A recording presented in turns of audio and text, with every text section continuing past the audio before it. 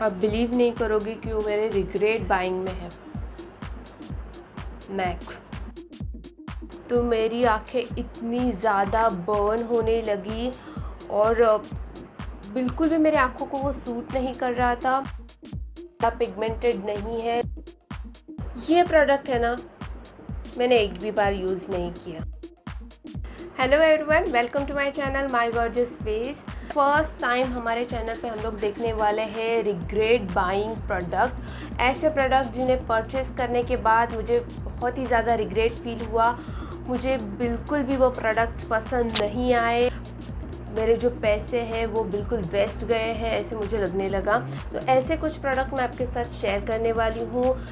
ये शेयर करने का एक ही मतलब है कि आपको उन प्रोडक्ट के बारे में आइडिया हो। अगर आप उन प्रोडक्ट में इन्वेस्ट करना चाहते हो तो उससे पहले उन प्रोडक्ट में जो खामियां हैं वो आपको पता चले और आपके पैसे बच जाए। तो स्टार्ट करते हैं हमारे रिग्रेट बाइंग प्रोडक्ट्स को। तो सबसे पहले मेरे हाथ में आ रहा है पैक का ये कॉन्टैक्ट लेंस का बॉक्स, जो कि है 5 पेयर्स इसमें आते हैं। बहुत ही अच्छे रेंज में आ रहा था।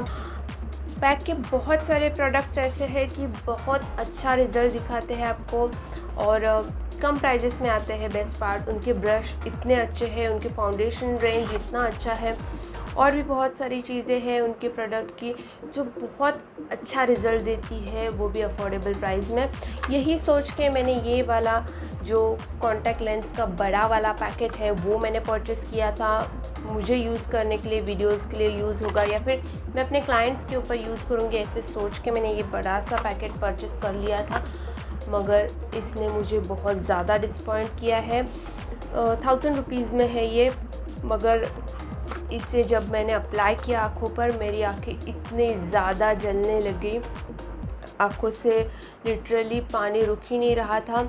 आँखें लाल हो चुकी थी और मैं आँखें ओपन ही नहीं कर पा रही थी, मतलब इतनी ज़्यादा जल रही थी आँखें ओपन करने में भी बहुत ज़्यादा तकलीफ़ होने लगी। इतना ज़्यादा तकलीफ़ इसने मुझे दिया है, इतना प्रॉब्लम हुआ कि मेरा जो हेडेक है वो स्टार्ट होने लगा। तो इसके लिए ये मेरे लिए ग्रेट बाइंग है और इसे मैं बिल्कुल परचेस नहीं करना चाहूँगी।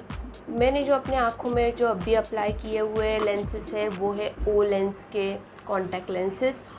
परफेक्ट है, कंफर्टेबल है, बिल्कुल भी मेरे आँखों पे बर्न नहीं होता है। जब अप्लाई करते हैं थोड़ा सा इरिटेशन होता है क्योंकि अलग सी चीज़ आपने आँखों पे अप्लाई की है, मगर उसके बाद बिल्कुल भी आपको फ़ील नहीं होगा। लाइट वेट है और थोड़ा एक्सपेंसिव है, मगर ठीक है, आपको बिल्कुल भी परेशान नहीं करता वो। मगर इसने मुझे बहुत ज़्यादा डिसअपॉइंट किया है। ये वाला जो प्रोडक्ट है वो जाने वाला है। ये जो कंटेनर है वो मैं डस्टबिन की तरह यूज़ करने वाले, तो ये मैं इसे थ्रो कर देती हूँ क्योंकि मुझे नहीं चाहिए, बिल्कुल नहीं, मैं देखना भी नहीं चाहती हूँ। इतना ज़्यादा मैं इससे डिसअपॉइंट हूँ। देन मेरे हाथ में सेकेंड प्रोडक्ट आया है कामा आयुर्वेदा का स्किन केयर प्रोडक्ट है और ये जो है स्किन को ब्राइटनिंग करने वाला ऑयल है।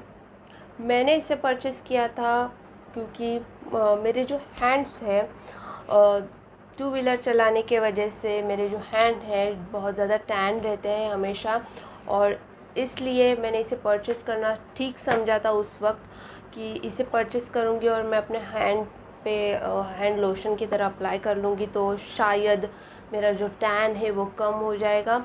मगर नहीं गाइज़, ये समथिंग 850 रुपीज़ का है, 850 रुपये का है और इसने बिल्कुल भी काम नहीं किया। इतना अच्छा ब्रांड है, ये परचेज़ कर लेती हूँ तो शायद मुझे अच्छा रिज़ल्ट मिले, मगर नहीं गाइज़, इसने मुझे अगेन डिसअपॉइंट किया है और इसको मैं बिल्कुल यूज़ नहीं करना चाहती हूँ वापस। तो अगेन मैं इसे डस्टबिन में डालूँगी। सारे प्रोडक्ट मैं डस्टबिन में नहीं डालने वाली हूँ, मगर कुछ प्रोडक्ट्स मैं डस्टबिन में डालूँगी, उसे मैं बिल्कुल वापस नहीं देखने वाली। इसमें हाथ में आया है ये फेशियल ऑयल। ये जो फेशियल ऑयल है वो है पर्पल के। ये 24 कैरेट गोल्ड वाला जो फेशियल ऑयल है ये है। और ये जो है, इसके ऊपर का नाम शायद मिट गया है, T3 का था शायद। इसे जब मैंने परचेज़ किया था और फर्स्ट 2 टाइम जब मैंने अप्लाई किया, ये बहुत ज़्यादा एक्सपेंसिव नहीं है, मगर मैंने अप्लाई किया और मुझे बहुत ज़्यादा अच्छा लगा था उस वक्त। स्किन एकदम स्मूथ सॉफ्ट लगने लगी थी जब मैंने इसे अप्लाई किया था। मगर कुछ दिनों के बाद ये मुझे बिल्कुल पसंद नहीं आने लगे। कुछ दिनों के बाद ना इसे अप्लाई करने के बाद मेरे फेस पर पिंपल्स आने लगे। ठीक है कि मैं इसे थ्रो तो नहीं करूँगी, इसको मैं हैंड लोशन की तरह यूज़ कर सकती हूँ, सो मैं इसे हैंड लोशन की तरह यूज़ करने वाली हूँ। मगर फेस पर मैं इसे अप्लाई नहीं करूँगी और वापस मैं इसे बाय करने के बारे में नहीं सोचूँगी। नेक्स्ट जो मेरा रिग्रेट बाइंग प्रोडक्ट है वो है Lakme absolute eye shadow palette. जब मैंने इसे परचेस किया था, शायद मैंने इसका जो हाउल है वो भी आपके साथ शेयर किया था नायका हाउल में। मगर ये जो है ना, अभी इसके जो शेड्स हैं वो मुझे बिल्कुल पसंद नहीं आते। एप्लीकेशन के टाइम ऐसे लगता है ठीक है, मगर ये बिल्कुल भी ज़्यादा पिगमेंटेड नहीं है, बहुत लाइट है। अगर आप कहीं डे मेकअप कर रहे हो तो इसे अप्लाई कर सकते हो, वो भी बहुत ज़्यादा फीका लगता है। ये एप्लीकेशन इसका अट्रैक्टिव ऐसा नहीं लगता है, तो मैं इसे फेंकूँगी तो नहीं, मगर मैं इसे वापस बाय करने के बारे में नहीं सोचूंगी। और ये जो मैंने अभी परचेस किया उसके बारे में मैं खुश नहीं हूँ, तो इससे मैं इसमें डालती हूँ, फेंकूँगी नहीं, यूज़ करूँगी, क्योंकि मुझे ना प्रोडक्ट वेस्ट करना बिल्कुल अच्छा नहीं लगता। नेक्स्ट मेरे हाथ में जो वेट एंड वाइल्ड का ब्लशर है वो मैंने परचेस किया था, वो भी मैंने नायका हाउल में आपके साथ शेयर किया था। ये प्रोडक्ट है ना, मैंने एक भी बार यूज़ नहीं किया। एक बार ट्राई किया था मगर इसका बिल्कुल भी यूज़ नहीं हुआ है। ये बिल्कुल भी आपके फेस पर ना ऐसे ब्लशर की तरह लगता ही नहीं है। शायद ये शेड मैंने रॉन्ग चूज़ किया है या पता नहीं क्या। वेट एंड वाइल्ड का है, कलर आइकॉन करके पैलेट है, छोटा सा, एक्सपेंसिव ज़्यादा नहीं है, बट मुझे बिल्कुल पसंद नहीं आ रहा है ये पर्सनली।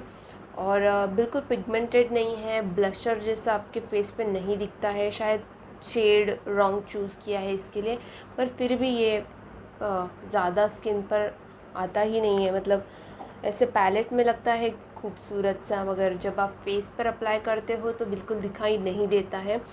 तो इसके लिए ये भी मेरा रिग्रेट बाइंग में ही जाएगा। नेक्स्ट जो प्रोडक्ट मेरे हाथ में आ रहा है वो है लैक्मे आइकॉनिक मास्करा। और मुझे जब ये मैंने परचेज़ किया था ना, तो मुझे ये और भी बाकी के जो प्रोडक्ट आने वाले हैं उनको परचेज़ करने के बाद मुझे ऐसे लगा था कि शायद ये मेरी फेवरेट लिस्ट में जाएंगे, मगर नहीं, उन्होंने मुझे बिल्कुल भी खुश नहीं किया है, डिसअपॉइंट ही किया है। तो ये वाला जो मास्करा है वो मेरे लैशेस को सिर्फ टिंट देता है या फिर थोड़ा बहुत कलर दे देता है ब्लैक ऐसा, मगर लॉन्ग लैशेस या फिर वॉल्यूमाइज लैशेस ऐसे हम लोग बोलते हैं, वैसे बिल्कुल भी काम नहीं करता है और मुझे इतना ज़्यादा पसंद नहीं आया है ये। और मैंने शायद ही इसे एक बार यूज़ किया है,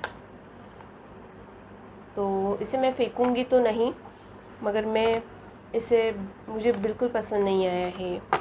नेक्स्ट मेरे हाथ में है अगेन पैक का ही प्रोडक्ट है, वो है ब्रो पेंसिल। उनकी जो ब्रो पेंसिल, मुझे पैक के जो प्रोडक्ट है ना वो प्रोफेशनल लेवल पे अच्छे लगते हैं मुझे, मगर ये दो प्रोडक्ट ने मुझे डिसअपॉइंट कर लिया है। तो ये उसका जो ब्रो पेंसिल है, पेंसिल की तरह ही है, बिल्कुल ही ब्रो स्कल्प नहीं है, फिर भी ठीक है अगर वो अच्छे से वर्क कर दी। पर आप देख सकते हो ये यहाँ पर ऐसे लग रही है, तो यहाँ आईब्रोज़ पर जब मैं लगाती हूँ बिल्कुल भी नहीं दिखती, मैंने कुछ लगाया ही नहीं ऐसे लगता है। आईब्रो बिल्कुल भी स्कल्प नहीं होती, देन इसका ब्रश भी इतना कुछ खास नहीं है, तो इसके लिए ये मेरा रिग्रेट बाइंग में जा रहा है। इसे मैं साइड में रख लेती हूँ। नेक्स्ट वाला प्रोडक्ट जो है ना, आप बिलीव नहीं करोगे कि वो मेरे रिग्रेट बाइंग में है। मैक का जो लाइनर है, waterproof liner, liquid last 24 hour waterproof liner ऐसे उसका नाम है। आप उसे देखोगे पिगमेंटेड है और उसमें पार्टिकल्स है शाइनी ऐसे, बहुत अच्छा लगता है आईज़ पे, मगर इसे जब आप रिमूव करना चाहते हो ना तो वो रिमूव ही नहीं होता। मतलब आपको उस कॉटन से 2-3 बार 4 बार आपको उसे ऐसे लिटरली आपको ज़ोर-ज़ोर से उसे निकालना पड़ता है, तब जाके वो निकलता है। तो क्या फ़ायदा, आपके आईलैशेस निकल के आ रहे हैं, तो ऐसे प्रोडक्ट में तो आप खुश नहीं होगे। तो ये मुझे बिल्कुल पसंद नहीं आया। मतलब कुछ लोगों को पसंद आ सकता है कि वो लॉन्ग लास्टिंग है, दिन भर रहेगा, मगर क्या फ़ायदा जब आप उसे रिमूव करने जाओ तो आपके आई लैशेस भी आप निकाल रहे हो ज़ोर ज़ोर से घिस के। तो मुझे ये पर्सनली पसंद नहीं आया। थोड़ा एक्सपेंसिव साइड में भी है, मगर स्टिल मुझे नहीं पसंद आ रहा है। कहीं ना कहीं मैं यूज़ कर लूँगी, अगर मुझे बहुत ज़्यादा लॉन्ग ट्रैवलिंग पे जाना है तो मैं यूज़ कर सकती हूँ इसे, मगर फिर भी कम ही करना चाहूँगी। कौन अपने आई लैशेज़ को निकाल के लेगा। नेक्स्ट लाइनर ही है नेक्स्ट मेरे हाथों में, वो है के ब्यूटी का। के ब्यूटी का ये जो लाइनर है, इसके ये अप्रॉक्सीमेट मुझे याद नहीं इसका प्राइस कितना है, मगर थोड़ा एक्सपेंसिव साइड में ही था। बहुत ज़्यादा एक्सपेंसिव तो नहीं था, मगर एक्सपेंसिव साइड बोल सकती हूँ मैं। के ब्यूटी के प्रोडक्ट्स एक्सपेंसिव ही है। तो परचेज़ करने से पहले मुझे ऐसे लगा था डार्क है, मैंने उसे चूज़ भी किया था कलर डार्क, ऐसे डार्क कलर में चूज़ किया था। मगर जब मुझे ये प्रोडक्ट रिसीव हुआ तब मुझे पता चला कि ये शाइनी है। तो कुछ लोगों को ये पसंद आ सकता है शाइनी सा, मगर मुझे पर्सनली पसंद नहीं आता। मुझे मैट लाइनर्स बहुत ज़्यादा पसंद है, वो नेचुरल से लगते हैं थोड़े बहुत। ऐसे तो लाइनर लगाया तो समझ में आता है, मगर फिर भी मुझे मैट पसंद है, तो इसके लिए ये भी मेरा रिग्रेट बाइंग में ही जाएगा। मैं बहुत कम यूज़ कर रही हूँ इसे भी। तो ये कुछ प्रोडक्ट्स हैं जिनको परचेज़ करने के बाद मुझे लगा कि मैंने पैसे वेस्ट कर लिए हैं इनके पीछे। और इसमें से कुछ ऐसे प्रोडक्ट हैं उनको तो मैं लिटरली थ्रो करने वाली हूँ, किसी को देने तो नहीं वाली हूँ, क्योंकि मैं नहीं चाहती कि उनकी आंखें ख़राब हो। इनमें है प्रोडक्ट्स ऐसे कॉन्टैक्ट लेंसेज है जो बिल्कुल पैक्ड है, जिनको बिल्कुल भी ओपन नहीं किया गया है, आप देख सकते हो, मगर स्टिल मैं इन्हें थ्रो करना चाहती हूँ। मैं अपने आँखों को या किसी और के आँखों को ख़राब नहीं करना चाहती हूँ। तो ऐसी डेंजरस चीज़ मैं पहले फेंकना चाहती हूँ। इन सब प्रोडक्ट के बारे में ये मेरा पर्सनल ओपिनियन है कि ये प्रोडक्ट मुझे पसंद नहीं आए हैं। किसी और का कुछ और ओपिनियन हो सकता है, उनको ये प्रोडक्ट पसंद आते होंगे, तो बिल्कुल भी आप रिलेट ना कीजिए। मुझे पर्सनल लेवल पे ये पसंद नहीं आए हैं। आई होप आपको एक आइडिया तो आई होगी कि ये प्रोडक्ट ऐसे है। तो यूज़फुल लगा होगा वीडियो। अगर यूज़फुल लगा है तो लाइक बटन को प्रेस कीजिए, और सब्सक्राइब नहीं किया है तो इसी तरह के बहुत सारे अच्छे वीडियो इस चैनल पे आते हैं, तो सब्सक्राइब कर दीजिए। बेल आइकन को भी प्रेस कीजिए ताकि जब भी मेरे वीडियोज़ लाइव हो तो आपको वो पता चले। और वीडियो को एंड तक देखने के लिए थैंक यू सो मच।